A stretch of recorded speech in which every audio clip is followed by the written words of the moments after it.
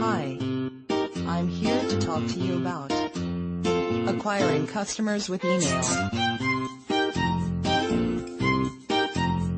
Building an email list is a fruitless exercise if your subscribers aren't responsive. A six-figure newsletter distribution list means nothing if nobody is opening your emails.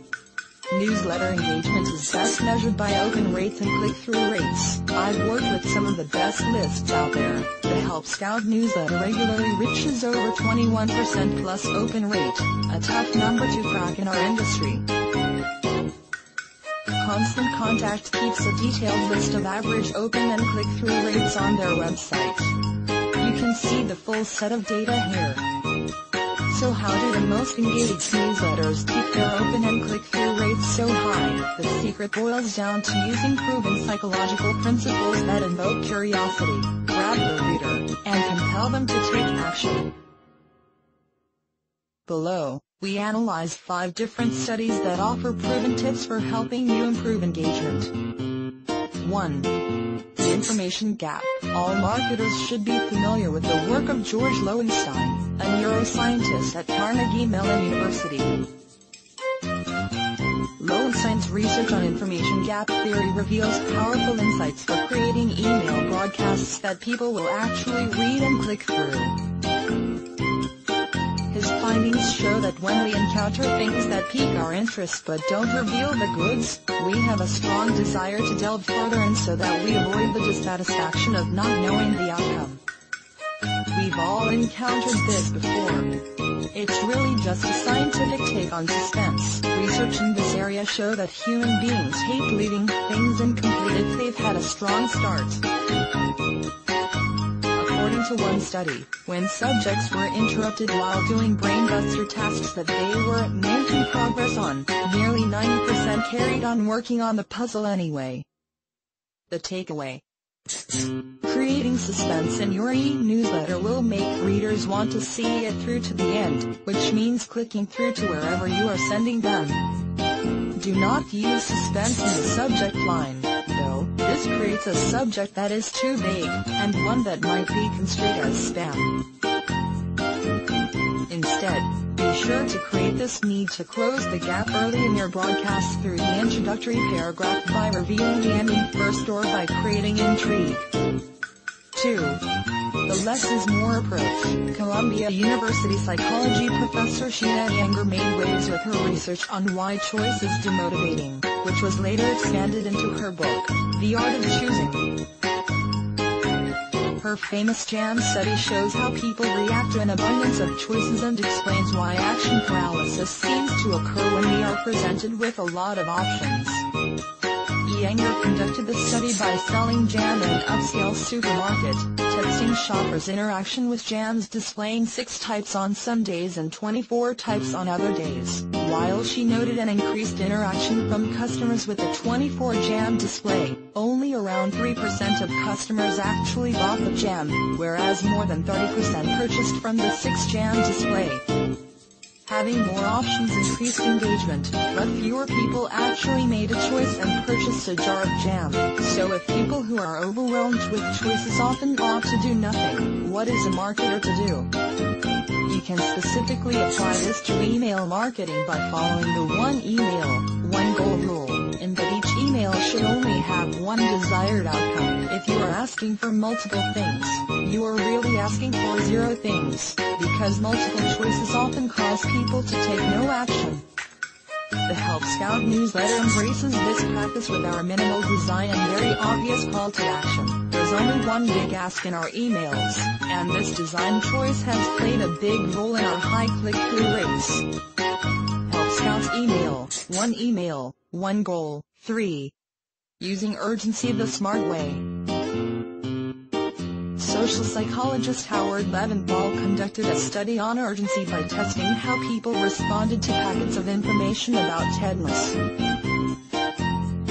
His goal was to see how he could convince more people to get vaccinated. He tested 2 types of packets. One pamphlet just had information about the dangers of tetanus.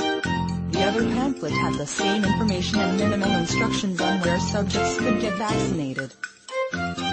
Leventhal found that even though the follow-up information in packet number 2 was minimal, around 23% more people who received packet number 2 got vaccinated. He concluded that when urgency is invoked without instructions, we tend to mentally block it out by convincing ourselves, well, I don't need to worry about that anyway.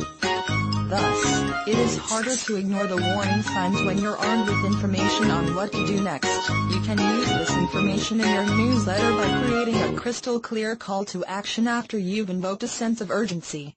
We use phrases such as click here to read XYZ. This may seem obvious, but we found that trying to be less clever with calls to action and speaking more directly to subscribers has really boosted click-through rates in newsletter broadcasts. 4. Utilizing everyone's favorite word. MRI scans have shown that there is one word that is guaranteed to pique your attention every single time you hear it. Can you guess what it is? Your name. According to recent research examining brain activation, few things light us up quite like seeing our names in print or on the screen. Our names are intrinsically tied to our self-perception and make up a massive part of our identity. It's no surprise, then, that we become more engaged and even more trusting of a message in which our name appears. Making use of these research findings in email marketing is dependent upon gathering a subscriber's name. For sidebar opt-ins and pop-ups, it's best to keep things simple and just ask for an email, but on segmented lists and specific landing pages, gathering a name lets you use this tactic to create strong, personal connections with subscribers. 5.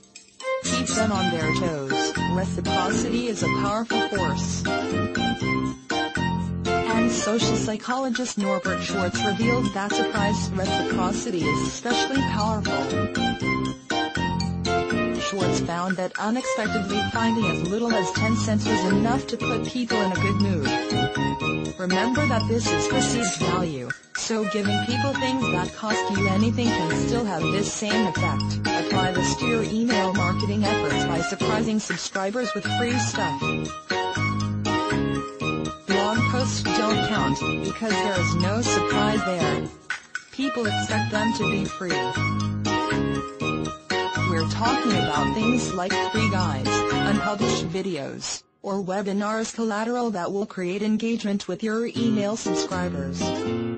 7 ways to fine-tune your open rates. Need even more proven methods to keep engagement rates high? The following tips have been proven in the field by a variety of companies. So if you're looking for some of the most efficient ways to keep newsletter engagement high, then keep reading. 1. Favor clarity over creativity. In a great case study published on Aweber, a clearer picture is painted for what it takes to write a successful subject line. Clarity trumps creativity when it comes to open rates. While creative and mysterious headlines can work well for blog posts, people have less patience for mystery in their inbox, and they may even confuse the message for spam.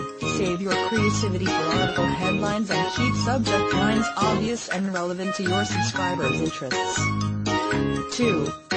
Find the perfect time of day. Kissmetrics infographic on email delivery. There has been a variety of data published on timing via email marketing. The general takeaways are that early mornings seem to be ideal, weekends are severely underrated, and it's best to send 1 to 4 emails per month. All of these data points are highly reliant on industry and on your business though, especially for email timing. The best way to find out the perfect time of day to email folks is through testing, and we'll cover more on how to conduct split tests in a later chapter. 3. Avoid their spam filter. Besides using a personal sender ID, you should avoid hitting the spam filter by staying away from these mistakes as highlighted here by Boris Demaria. Avoid spam trigger words. There is a huge list here that you can browse. They are by no means auto-flagged, but too many may set off some alarms. bad HTML coding could be the source of a spam trigger. Demaria also recommends you avoid converting Microsoft Word files to HTML. The use of RAY and FWD subject lines is not only misleading to your subscribers, but it may also be flagged as spam. This one was interesting. Demaria recommends that you avoid using one large image as the entire email. The reason being, spam filters cannot read images, so sometimes emails trick spam filters by embedding text and images. In other words, don't send emails that sound like spam, and you should be able to steer clear of all spam filters. Most importantly, always set up a double opt-in email list to protect yourself and your subscribers. 4. Personalize the sender information. When possible, you should try to personalize who your email is coming from. I'm more likely to open an email from Rick than I am from Do Not Reply.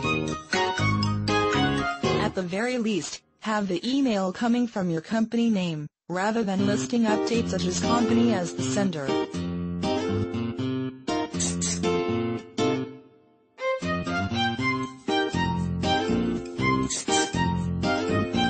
Hope you found it useful. For more information, please click the link in description.